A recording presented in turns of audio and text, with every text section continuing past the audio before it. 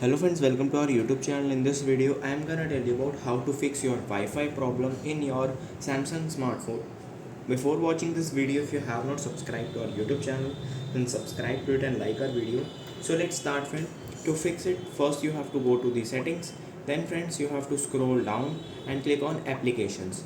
In this, you have to click on search and right here, just right here, Android. You will see here it is Android system web view. You have to click on the storage and clear cache. Then you have to press back, click on search and you have to write here reset. Then click on reset this internet and this will fix your Wi-Fi problem. After resetting this Wi-Fi, click on this and this will fix your Wi-Fi problem.